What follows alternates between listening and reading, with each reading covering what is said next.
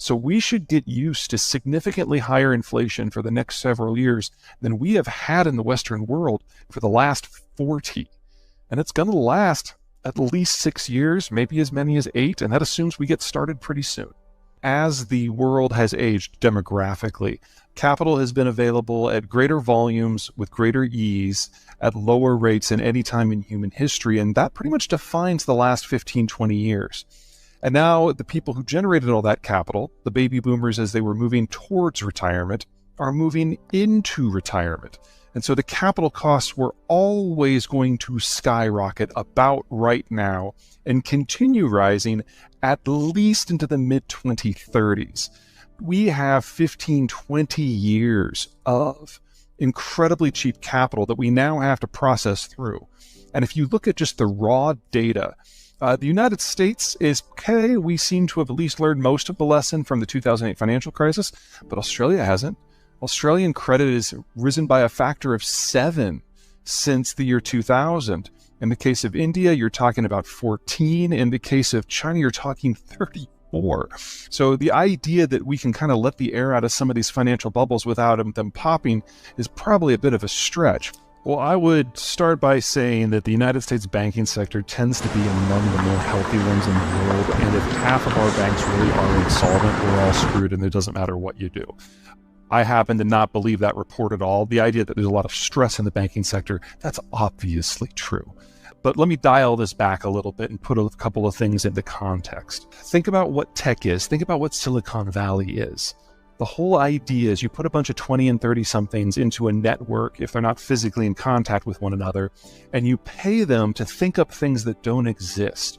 And then you pay them more to figure out how to make those things exist. And then you pay them more to prototype those technologies and even more to operationalize them. And only then do you start building them out throughout society. You don't get money back from any of that. That is all done on credit. And so you have to have a financial system that is deep, that is liquid, and finance has to be easy to come by and above all cheap. And that is exactly the environment we have been in the United States since roughly 1995, largely because the baby boomers have been nearing retirement but haven't reached retirement yet. What changed last year is we hit majority retirement for the baby boomers. And we've always known that this was coming. We've always known that that money was going away, and now most of it has. And so as a result, we've seen the steepest increase in capital costs in the history of my country, and lo and behold, Silicon Valley got hammered. We won't see the same pace of technological advancement again until such time as we have cheap capital again. That will not happen until we have a new mature worker generation that has not yet retired. That will be the millennials in the 2030s and 40s. We have had 4 banks in the United States go bust. Every single one of them was affiliated with the tech sector. That's to be expected. The fact that only 4 went bust is actually kind of a surprise to me. And if you look at the wider economy, the sharpest increase in capital costs we've ever had, not one went bust. Is everyone under stress? Sure, you can't change capital costs that suddenly without stress. But as Donald Rumsfeld used to say, that's a known known. This is what the Federal Reserve was built to deal with, and it has tools for this. Does that mean other banks aren't going to go? Not what I'm saying. I'm saying at this point in the cycle, or super cycle, which is probably a more appropriate term here, the damage really is held to just a couple of sectors, with tech at the top of the list, real estate's probably second. So far, purchasing power is holding up, consumer activity is holding up, property prices are mostly holding up. I don't want to say a recession is impossible in my country, but so far, things look okay.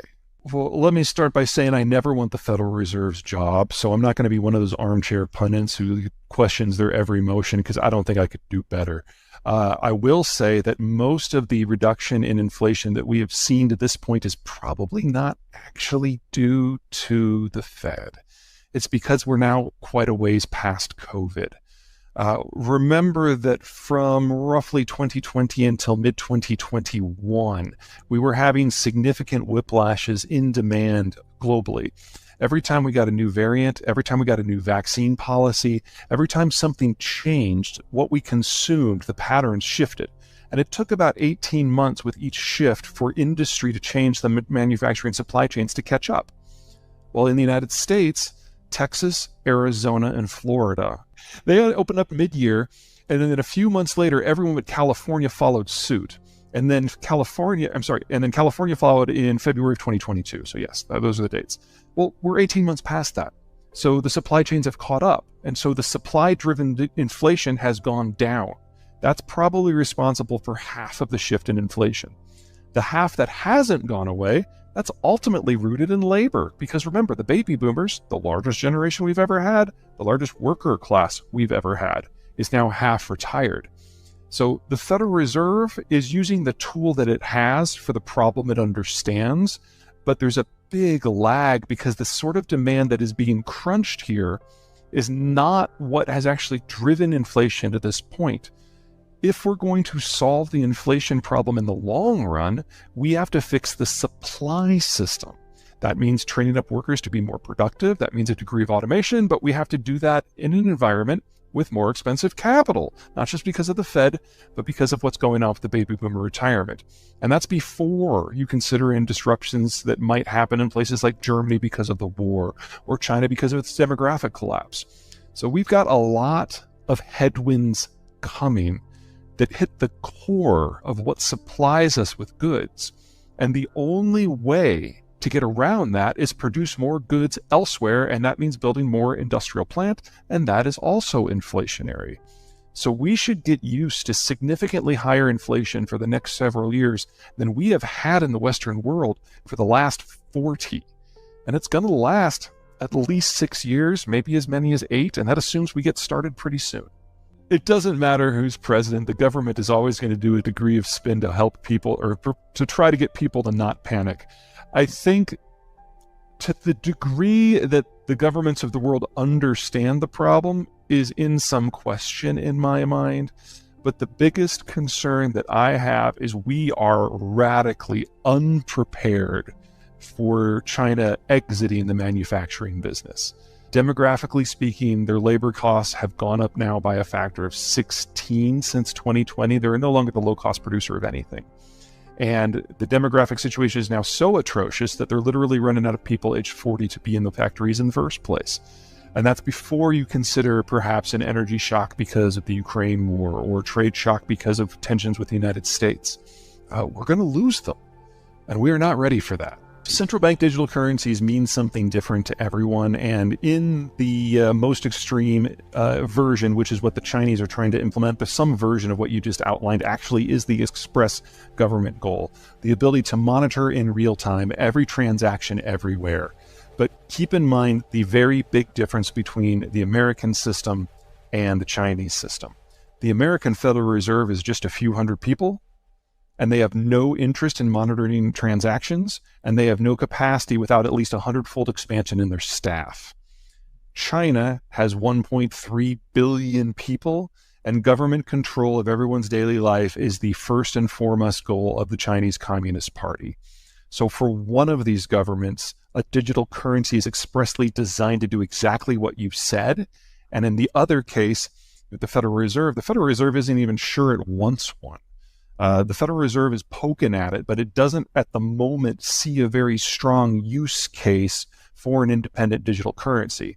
Now, if you talk about a digital currency as what the Fed is actually doing, which is just basically making all transactions that want to be digital, and you use paper to cash as rarely as possible, and everything is cleared on your phone, then yes, the Federal Reserve is going that direction. But the United Kingdom is already there because the United Kingdom basically got rid of paper checks.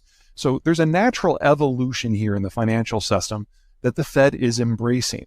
But what most people talk about when they're talking about CDBs is really not what the Western world is even exploring, much less